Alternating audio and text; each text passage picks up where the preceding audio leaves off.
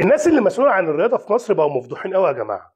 يعني انا بقالي 6 شهور مستني القرارات ديت، فجوزيه وقف ماتشين، والاخ اللي اسمه مروان حمدي 6 مباريات، ودونجا برضه ماتشين ثلاثه، وسراج الدين عشان قال كلمتين، بس الكلمتين وجعوا بتوع غسيل الاموال والمستفيد من غسيل الاموال بتاع بيراميدز، فوقفوا الراجل 3 شهور عن ممارسه اي نشاط رياضي. لا، انا عايز اتكلم شويه عن اللي حصل ده يا جماعه. وبرضه مش هنسى قصه ان ابو زيزو كان علقه او حصلت مشكله، انا ما عنديش الدليل، بس الدنيا كلها مقلوبه عن الواقع اللي حصلت امبارح داخل نادي الزمالك، والخناقه اللي حصلت ما بين زيزو وابوه ومجلس اداره الزمالك. وكمان خلي في الاخر اعتذار كهرباء ورأيي بما يرضي الله. نرجع لمرجوعنا وهو الاهم. بقالي 6 شهور مستني مروان حمدي يتوقف 6 شهور كمان ولا سنه عشان شتم امهات الاهلاويه كلهم، واللفظ موجود وواضح للكل، فاللاعب يتوقف 6 مباريات. استنى جوزيه يتعاقب بقالي 6 شهور، الراجل مشي وراح الدوري السعودي وتوقف ماتشين عشان ضرب حكم، او عشان دفع الحكم، او عشان زق الحكم، ايا كان المسمى. طب اللائحه بتقول ايه؟ 8 ماتشات. طب اتوقف ليه ماتشين؟ محدش يعرف. توازنات كبيره جدا يا جماعه. لكن اللي انا ما اعرفوش هو سراج الدين عمل ايه.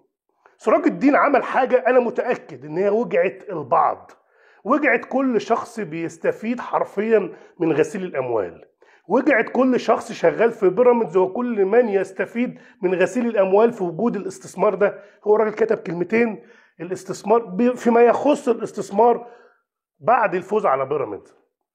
وليه تعمل كده يا سراج الدين؟ انت غلطان. ازاي تقول رايك على الفيسبوك؟ طب ما دونجا قال رايه توقف ماتشين ثلاثه تقريبا. طب وليه يعني بتكيل بمكيالين؟ وليه يا جماعه احنا في قراراتنا بنبقى يعني ايه؟ في كلمه توازنات لازم تبقى موجوده. طب انا عايز اعرف عبد الله السعيد فين؟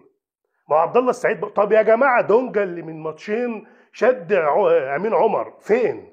يا جماعه الخير، انتم حاسبينها ازاي؟ الزمالك بيطلع كل يوم بيان، وبيان تاني، وبيان تالت ان هو بيتظلم. بتشوف الدوري اول ما بدأ تلاقي الزمالك استفاد بماتشين ثلاثه باقل تقدير من التحكيم. طيب الاهلي استفاد؟ الاهلي ما استفادش. قلنا ركله جزاء على الشناوي، بس في لقطه قبلها معظم الحكام قالوا ان فخر الدين دفع يحيى عطية الله، يبقى الموضوع انتهى، يبقى حتى الاهلي ما اتجاملش. لكن القرارات بتاعت النهارده تعرفك ان احنا قدام منظومه مفضوحه، منظومه تفضل 6 شهور عشان تعلن عن عقوبات. جوزيه مشي من الزمالك، راح الفتح السعودي. طيب يا جماعه هيتوقف قد ايه؟ ده زق الحكم، المفروض 8 ماتشات بقى. اللائحه كلنا موافقين عليه، لا يتوقف ماتشين. طب يا جماعه ناصر ماهر في السوبر المصري في الامارات هيتوقف؟ لا، ما حدش جاب سيرته.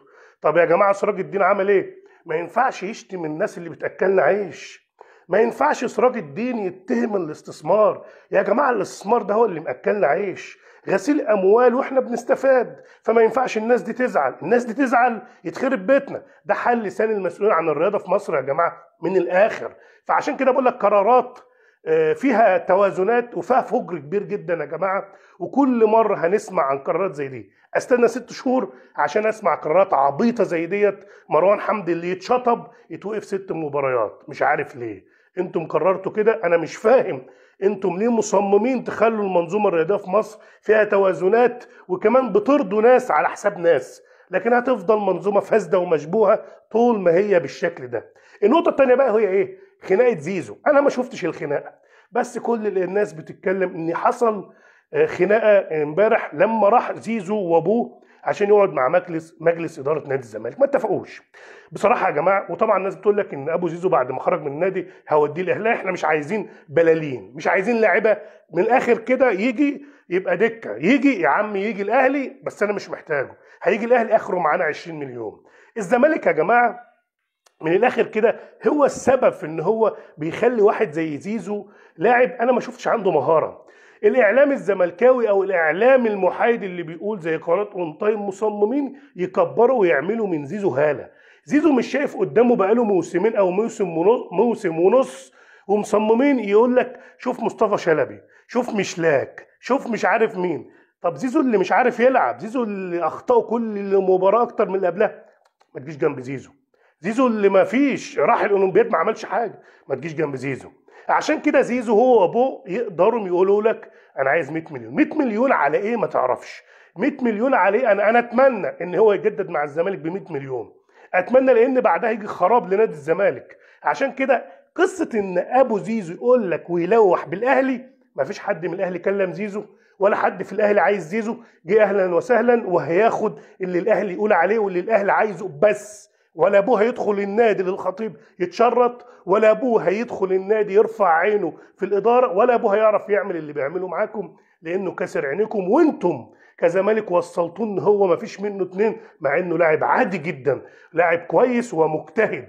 انتوا اللي عملتوا كده، زي ما عملتوا من محمود علاء افضل مدافع في القاره، عملتوا منه حاجه كبيره. فمن الاخر محمود علاء فين؟ مش لاقي نادي. النقطة الأخيرة وهي اعتذار كهربا. أنا بالنسبة لي اللعيبة تعتذر ما تعتذرش، أنا بالنسبة لي المستوى الفني. هل كهربا هيضيف للنادي؟ لا. هل كهربا مستواه الفني كويس؟ لا. هل كهربا هيقدر يقف على رجله؟ لا. فأريحنا كلنا يطلع في يناير وهاتوا مهاجم مع وسام يا جماعة الخير من الآخر. أشوفكم على خير.